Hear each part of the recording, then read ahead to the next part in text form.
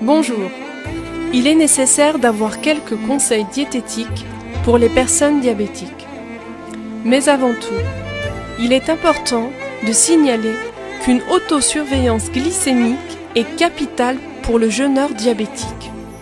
Et surtout, n'hésitez pas, si vous faites un malaise dû à une hypoglycémie, resucrez-vous.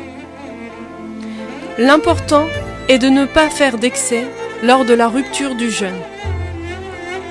Souvent, des médecins constatent que des diabétiques sont hospitalisés après le ramadan, non pas à cause de restrictions alimentaires, mais à cause de repas trop copieux et trop festifs.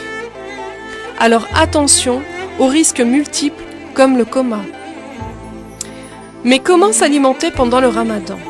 Eh bien, le conseil de base est de répartir votre alimentation sur 3 repas et non en grignotage toute la nuit. Il est essentiel de fractionner en 2 la prise du repas du soir. On conseille de faire un repas au moment de la rupture du jeûne qui ne soit pas copieux et d'en faire un autre 3 heures après. Équilibrer les différents repas en veillant à apporter des aliments de différents groupes.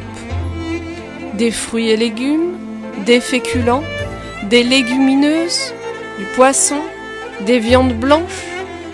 Privilégiez les légumes.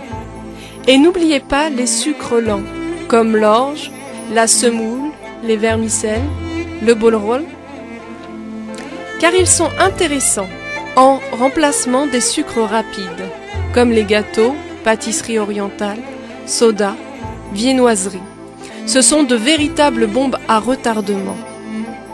Sachant qu'un makroud équivaut à 4 morceaux de sucre et un zlebia à 17 morceaux de sucre, tout cela donne à réfléchir. Pour les briques, il est préférable d'éviter les fritures et de les faire cuire au four. Pour les boissons, le grand vainqueur n'est autre que l'eau et le fidèle, lait fermenté el-ben.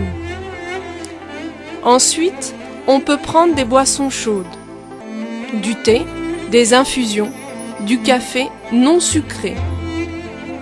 Ou, pour les fidèles au sucre, utiliser de la stevia, qui n'est autre qu'un édulcorant naturel que l'on trouve facilement dans les supermarchés.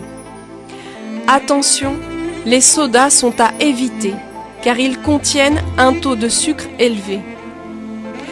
N'oubliez pas, une surveillance glycémique et un régime alimentaire rigoureux vous évitera de faire des hypoglycémies et des hyperglycémies. Sahaftourkom et rendez-vous demain à la même heure pour parler des bienfaits du ramadan sur la mémoire.